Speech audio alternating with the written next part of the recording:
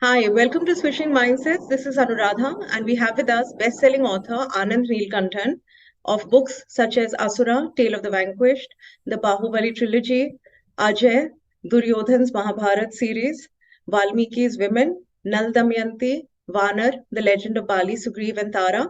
But today we are talking to him about Asura, the first ever book he wrote, a counter-telling of the Ramayana from Ravan's point of view. Hi, it's Hi, hi. Thank you, Anuradha. Thank you for inviting me.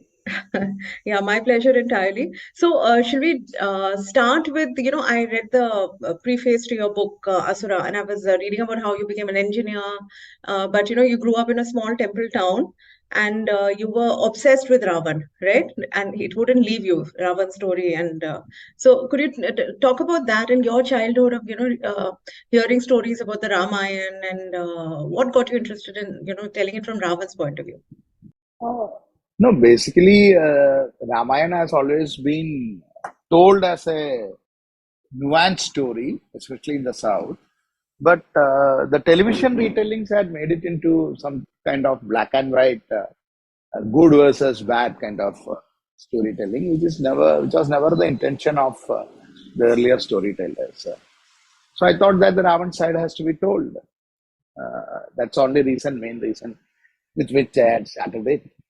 Not just Ravan. You know that Ravan, Duryodhana all have temples across India. So India has this, as a civilization, we don't believe in black and white, or we never believed in black and white. The simplistic storytelling of good versus evil, I think, is a product of the medieval era and not the classical India. Right. So you're saying in the South it has never been like that. So could you, educate us a bit on that? Because, predominantly we tend to take one version of it. See, it is not about the South. It is across India, it was always like that. Later, during the Islamic invasion and the Mughal era, the way in which these stories were approached changed, especially in the north. Otherwise, across India, most of the Sanskrit versions are very nuanced. It is only the Bhakti era versions which made Ram into a god rather than an avatar of Vishnu and made the story of Ramayana telling into something of a very simplistic good versus bad story. I think it was influenced by the Abrahamic way of life, which is the Abrahamic way of life, where I say it is the Judaism, Christianity, and Islam belongs to that, where everything is seen through the eyes of duality, good versus bad, sin versus virtue, heaven versus hell.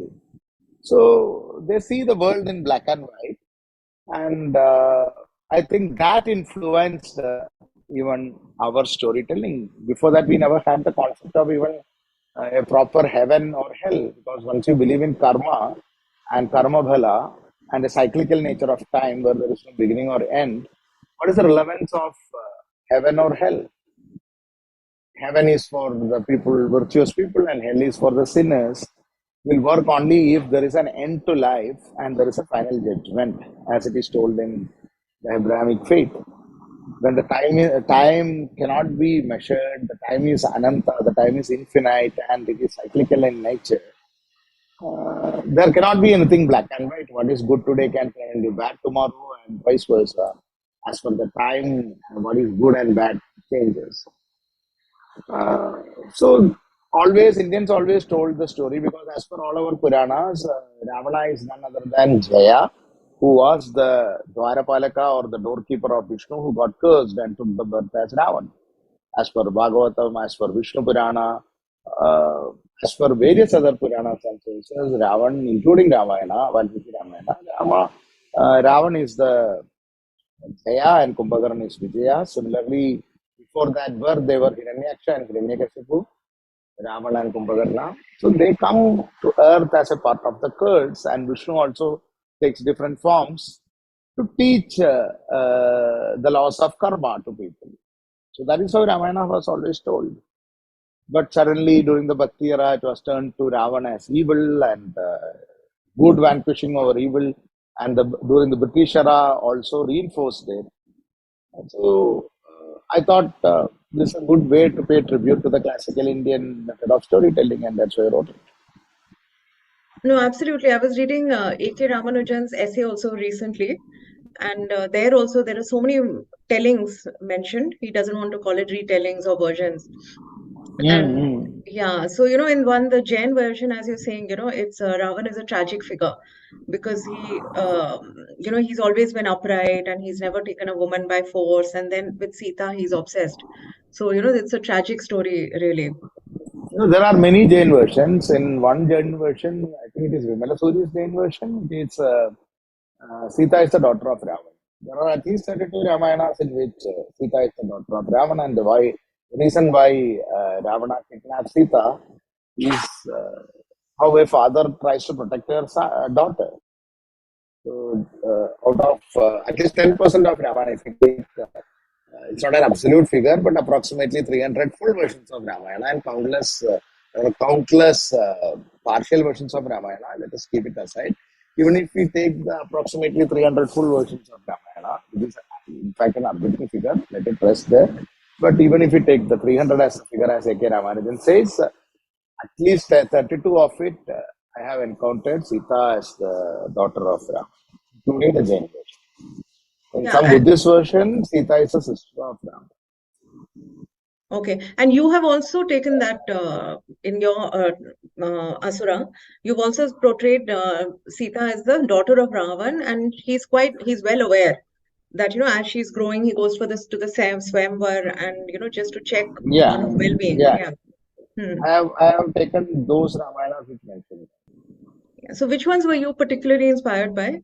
It's very touching actually because I was reading the versions, and where Sita curses him. He goes to her, he A says that lot why do of you want to? the most of the versions in South India before the Bhakti era. See, Bhakti era created a lot of Ramayana, starting from Kambaramayan perhaps was the first Bhakti era Ramayan at the dawn of Bhakti age which came. Tulsidas and all followed Kambaramayana, I think, after 400, 500 years later. So, before whatever Kambara had written, and also in other South Indian languages, there are a lot of Ramayanas, especially among the oral versions and all, but Sita is a lot of. And this Ramayana has traveled across seas, and you can find these versions in Indonesia, Thailand, Malaysia, Philippines, etc., where many of the versions contain this plot point of Sita being the daughter of Ram. I think it might have traveled from the south of India, because which had far-flung empires to the east during the later classical age or the South Indian classical age of 1000 AD, 1200 AD kind of period. The Cholas, Pandyas, Cheras, all, and even the eastern part, the Odiyas and Bengal's Palas, all of them had some sort of overseas empires, especially towards the east. So, specifically, these Ramayana, which has gone from these parts, they all contain Sita as the daughter of Ravan. Yeah, and I was reading it, just before speaking to you as well, and how you portrayed also, like he's basically tells Sita that why do you want to go back to them? They don't treat their women well. At which point, of course, she's so much in love with Ram, she curses him, that and but you also have written about how the Devas and the Asuras are more cosmopolitan, and Ravan has been trained by Mahabali, and so he basically follows the rules of war, and Devas are known to for using subterfuge. So there are a lot of these things here which I'm reading, which is very interesting. Now, if you see that most of the wars, if you take Asuras and Rakshas, which is anyone can become a Rakshas, including anyone. Rakshas is a kind of state of mind. But Asuras and other tribes, or even if you take in Mahabharata, the other book which I wrote, Ajay, you find that the Kaurava side during the war had more or less followed all the rules. It was the Pandava side which broke most of the rules. You can really see. Not a single Kaurava Maharati was killed in a proper fashion following the war rules. Yeah, that's true. Each Yeah.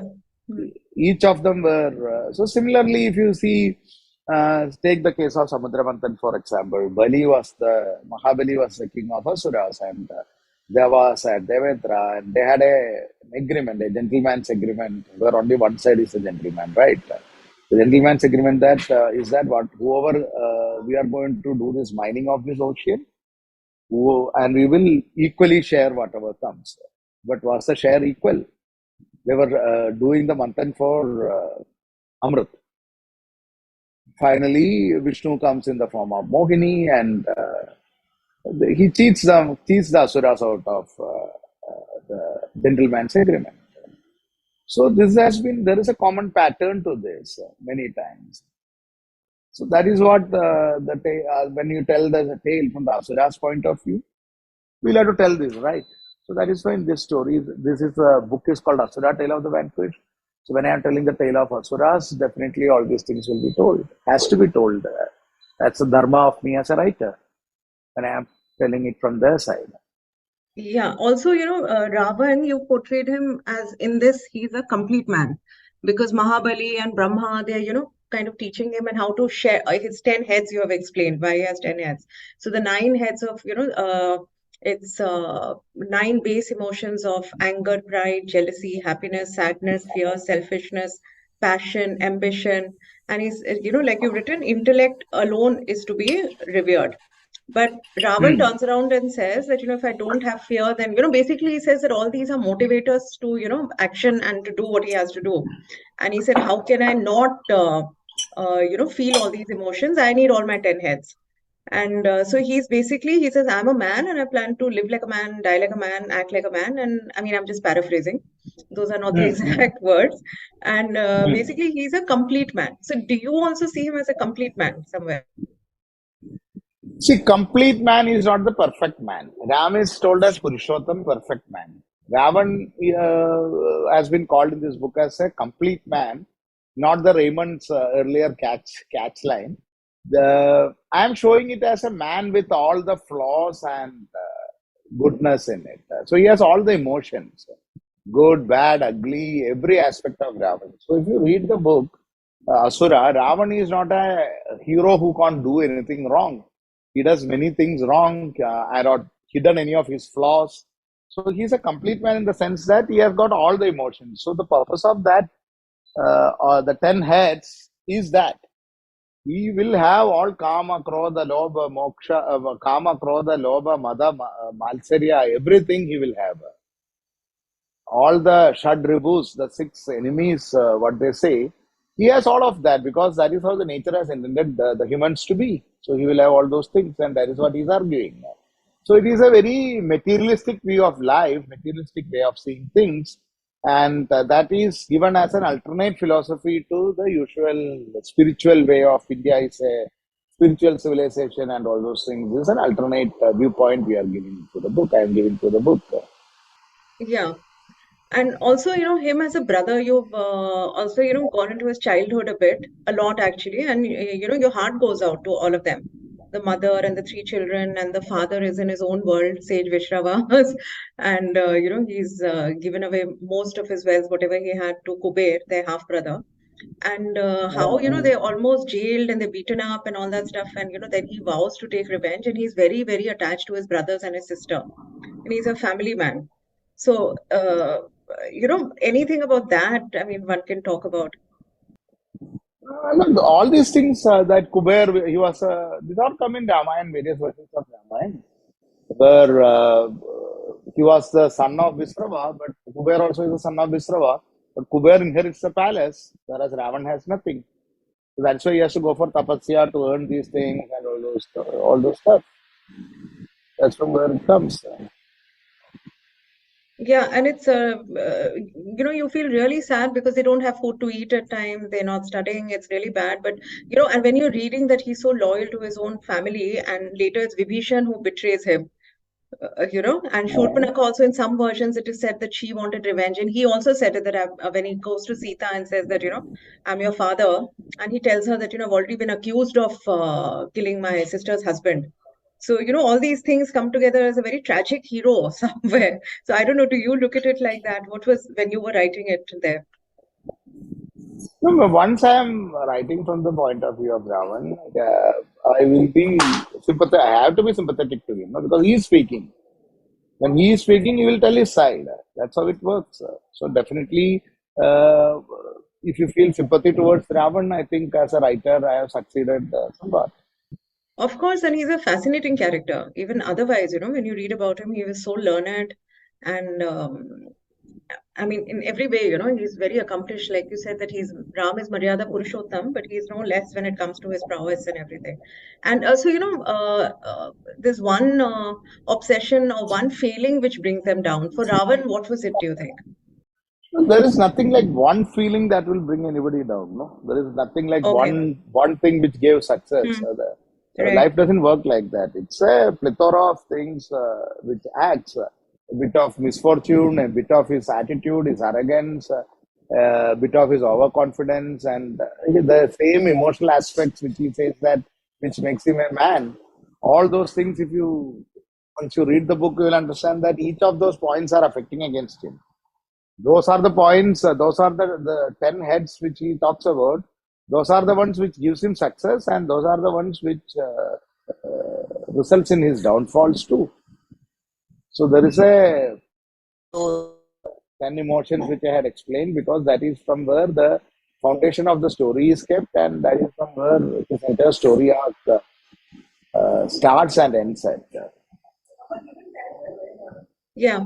And you've also used Bhadra as the narrator. So, you've used Bhadra and Ravan, they alternate.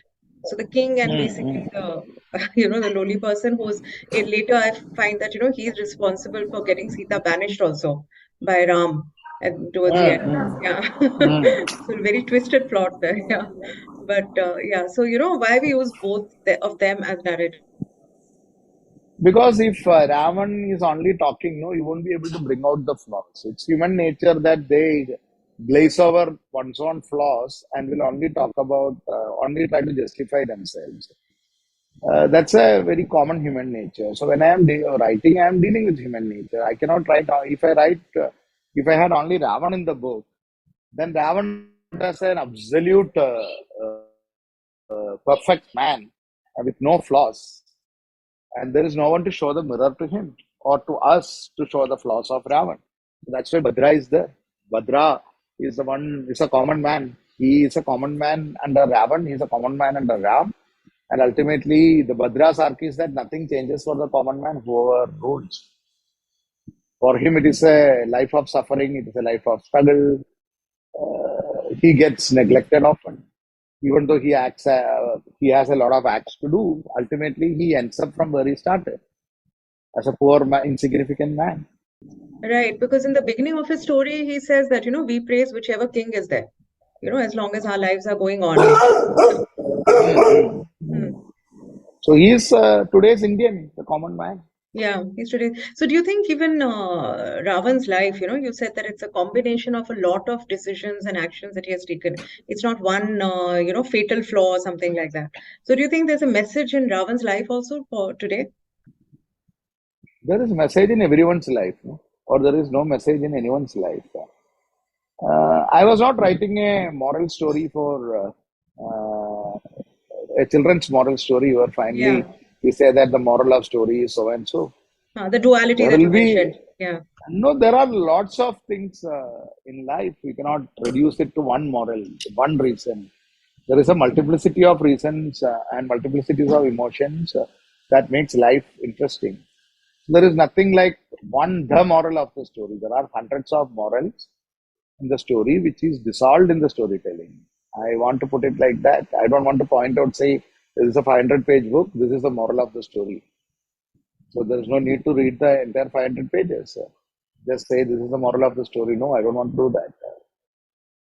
Each yeah, person will have to find his or her own meaning when they read it, or the meaninglessness when they read it.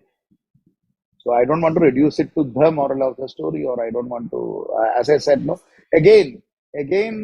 This quest for the one factor is again a very Western concept. They try to tell the moral of the story is this, the fatal flaw, how the Greeks tell the story. they see life as so simple. Life is not so simple. Life is very complicated and very beautiful. So that is where the way in which Indians have always told the story, like where the lines blur between the good and the bad, the right and the wrong, the beautiful and the ugly. It keeps blurring, whether it is in Ramayana or Mahabharata or in any Puranas, because we take the life in a more wholesome way. We don't try to reduce it to the one simple thing, the one fatal flaw, the one plot point, the one thing what cost so and so. No, there is no one thing. There is no one reason for anything to happen. There is no one reason for failure. There will be multiple things acting in complex and random ways, and that is what makes life so interesting and beautiful. Yeah, absolutely. I would agree. I mean, I think again we just, somehow, and that's our first go-to, no? We look for duality, what is good, what is bad, like you said, look for one fatal flaw. But yeah, I think the interpretation is for all of us readers, whoever's reading it, and multiple points you relate to multiple things. I mean, you're right about that. Yeah. So tell me, Anand, you're also writing a serial, right? And this time it's from Sita's point of view. No, that I wrote 10 years back. Okay, because I just saw Not that you now. I shared have been something, no? writing. I have written a lot. Hmm. I saw that you No, shared that I something. said that is a memory, Facebook memory which I shared. Oh, okay. I That saw. is a Facebook memory I shared. I had written Okay. a lot of. I had written more screenplays than books. Yeah. No, that I'm aware. But Sita, because I mean, we talk about Ramayana. So Sita, how did you view her when you wrote that? See, TV has its own limitation. I can't impose my views or bring the nuances and complexities for a TV audience. It has to be more or less straight, simple telling. Otherwise, that may confuse the audience, and none of the channels will accept it. So those kind of complexities I try to bring in my books, like Valmiki's Women or Vanara or the other books which I wrote. Television series is purely for entertainment and entertainment purpose, and also to tell the stories what people want, the way. So you can't expect much surprises when you tell in television. But it was a unique experiment where instead of telling it from the Ram's point of view, we try to tell the story through Sita's point of view as much as the medium would allow. It has its limitations. Okay, so anything new that which you feel that new perspective that you've tried to, give over there? We are there to tell the story which usually which are not told, like what would have Sita felt when she was abandoned again and again. What was the story of Shanta, the Ram's elder sister who was given away, which many people may not be aware. So all those stories which are new to the television, we had brought it in that time. Usually it is not told. Usually it is a hagiographical account of Ram as Bhagavan. Here we never deviated from it. He is Bhagavan, he is God for most of the Indians. So with all the respect it was told, at the same time, the thrust was on the viewpoint of Sita. So the same story told from a different perspective. All right. And Anand, can you recommend some books that, one can read? In the sense, Yeah, on the Ramayana, on Ravan, any books that, that you have gone through, anything, that one can get into. um, Anyone who's interested in the subject. Ramayana and Mahabharata, a lot of books have been written in many Indian languages.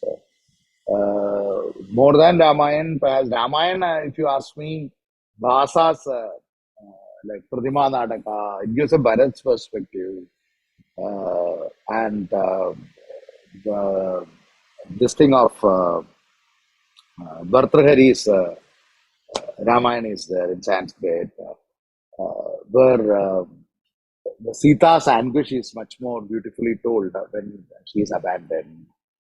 Then there are a lot of modern books like what do you call it? In Malayalam, I think the translation comes as Vigil, Urkaval, which talks about the Tara's perspective, Bali, Sugreeva, Tara. Then there are other writers, Volga writes, and then other writers like Porel, Anuja Chandramoli, in modern days who are writing. Of course, the classics of Iravati Karve is there, and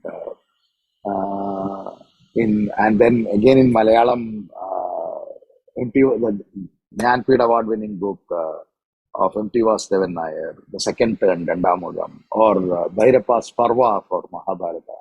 A lot of books, Shivaji Savant's books, of course. In Hindi, Vayam Rakshamaha of Acharya Chandra Singh. In Bengali, the Meghanada Badagavya of Michael Madhusudan Datta. These are the things which are coming at the top of my mind suddenly. Kavita Kane's books are there, who all write from a feminist point of view. So a lot of modern day interpretations are there which have come. I have also written Asura, of course. Then in Ramayana itself, Valmiki's women, which talks about Mantara, Tataka, Shurpanaka, and all. Vanara, which is Bali Sugriva's tale, and again from Tara's perspective in a different way. And Mahabharata, of course, the Ajay series, and another Mahabharata story of Nala Damyanti, which is told from the Damyanti's perspective, which I had written, a very feminist point of Nala Damyanti, which I had written recently, which Penguin had published. There is no dearth of books on Ramayana and Mahabharata. Yeah, no, thanks. This is a really good list. So, I myself haven't read quite a few of those, so I'll also get onto it. And again, finally, are you working on anything new currently? am working on a lot of things. I just completed the screenplay of a film for Rakesh and Prayash Mehra which is based on Mahabharata. So that shooting is going on. I am once again writing the classical Ramayana for Sony TV, Srimad Ramayanam, which the advertisements are coming. January it will be released. Last year I completed the story of Taj. That is the Mughal Empire's thing, which had come in Z5 as book. Another children's book is coming, the Mahi, the Flying Elephant. Also, I am writing the Ravan's philosophy of the 10 heads, no? As Asura Way, a non-fiction self-help book by Jaco that will be coming in, where I'll be elaborating what I had told in the Asura as the 10th anniversary. No, I had started writing it at that time. 10th anniversary of Asura. Now it is 12 years, of course. I started when on the 10th anniversary. The Asura Way, that is that chapter which you referred of Ravan. I'm elaborating it as a book and how to live life the Ravan way. That also is coming soon.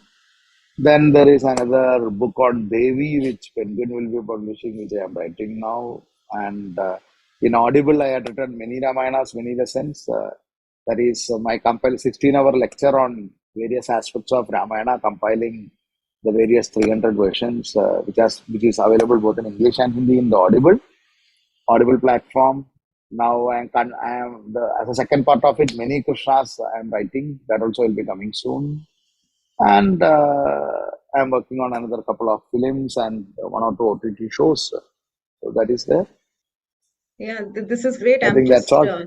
yeah, you're very busy. Thank you for giving me time for this.